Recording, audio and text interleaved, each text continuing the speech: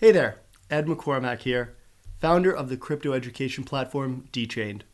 In today's video, we're going to talk about what could be the best turnaround story in the next 12 months in the crypto world, while also shaping up to potentially be the next big tech stock on the NASDAQ. We're going to do that right now. So, as the title may tell you, we're going to talk about Ripple. XRP.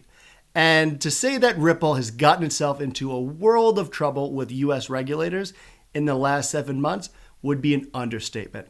And it's a bit complex. So what we're going to do is we're going to unpack all of this into 3 parts. One is, what is a security? Because that's at the heart of all of this mess. The second is we'll talk about where Ripple is currently in their lawsuit filed against them by the SEC. And then lastly, we'll talk about where do we go from here, and could Ripple be the next big tech stock? So let's start off by talking about what is a security. And this is a bit of a rhetorical question because truthfully, the definition based on where you look can evolve pretty dramatically. And oftentimes it's easier to look at what's not a security. What's not a security is any asset that is issued by the US government, a state, or a subdivision of a state. Commercial paper that's doesn't have maturity that's 270 days or later. A currency, so actually something that you could trade and ultimately is issued by the government itself. An actual issuance, so something that's given out to investors directly from a bank. And of course, this is everyone's favorite, interest in railroad equipment. I know you all have deep investments in the railroad industry. But that's it. Those 5 things are ultimately the exemptions to the definition of a security. And ultimately, these are things that don't need to be registered with the US government. Now, you might ask, well, why do you need to register? Well, the fact is that leading up to the Great Depression, back in the late 1920s, there were a lot of people who were pouring their money into the stock market. And at that time, companies and stockbrokers were making wild claims that had absolutely no basis in the truth. And what happened is that a lot of people lost a ton of money. And it ultimately wound up devastating not only lives, but also the US economy. So skip ahead a few years, up until 1933, the US government decided that they're going to nip this right in the bud. And they put out what has become really the cornerstone of the entire equities market, the entire equities world, which is the Securities Act of 1933. Now, I will not bore you in terms of what is included in it, but what's important is that it really laid the foundation for investor protections and ultimately the requirement to register a security. And in doing so, it ultimately put the onus on companies to provide necessary financial information about their organization and their products and services in the process of registering their security so that the investor would have all of the pertinent information that they needed. Now, in wrapping all of that together, how does this relate to Ripple? Well, Ripple itself, XRP, is simply just a cryptocurrency that is created by a single commercial entity called Ripple Labs, based out of Silicon Valley. So there's a company behind Ripple. And in creating Ripple, it decided to release in 2013 this cryptocurrency out to the market. And it ultimately had the intent that it was going to be introducing this cryptocurrency as a currency, as a commodity. But that's not exactly how the SEC today is looking at it. The SEC is drawing parallels to this test that became very popular as a result of a Supreme Court case, and it's called the Howie Test. And ultimately, the Howie Test starts to poke holes in what could and could not be considered a security. And it ultimately is defined in this way. If you have an investment that you fully intend to make profits off of at the effort of someone else, you own a security.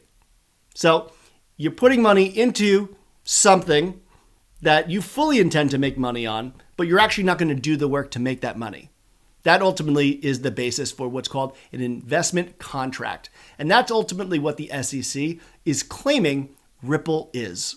And going back to sort of this new case that has been filed against it back in December 2020, the SEC chairman at that time, Jay Clayton, one day before leaving office, decided to actually press charges against the former CTO and co-founder, Jed McCaleb, and the current CEO, Brad Garlinghouse, and claimed that the two of them ultimately transacted on a $1.3 billion issuance of an unregistered security, inevitably breaking all of the registration provisions in the Securities Act of 1933. It's a really big deal. And the aftermath was pretty swift. You saw exchanges like Gemini and Coinbase decide they're going to delist it almost immediately. In fact, Coinbase, within a month, had Ripple off of its trading on its platform. So we're talking about really fast action on behalf of these exchanges, inevitably pulling down the price because many US investors couldn't actually get their hands on it anymore. So where are we today? Well, the fact is the case is still ongoing, but it's starting to look like it's going to end favorably for Ripple. Again, I am not a lawyer, so I'm not giving you any type of financial or legal advice on this case, but just looking at these small wins that Ripple continues to have in preventing the SEC from getting certain documentation and communication during the current discovery phase, it seems that the SEC is starting to look at all different sort of left field ways of trying to showcase that Ripple knowingly distributed and put out an unregistered security. The key thing in that statement is that they knowingly did it. Now, I'm going to be devil's advocate. Knowing that Ripple Labs is a fintech, to not know the ins and outs of the Securities Act of 1933 is kind of hard to believe. And it's kind of hard to believe that they were naive to it. But again, I'm not a lawyer, I'm not a judge, and I'm certainly not passing judgment here. But with that being said, there is now talk of what will be the next steps for Ripple in the event that they do have a favorable decision. And what made headlines more recently was the CEO of SBI Holdings, which is one of the world's largest financial services holding companies based out of Tokyo, and also one of the largest shareholders of Ripple, has come out and said that he fully expects that Brad Garlinghouse is going to list Ripple almost immediately after this case with the SEC is resolved. What's ironic, though, is that in this process of going public and listing, they have to go through the SEC.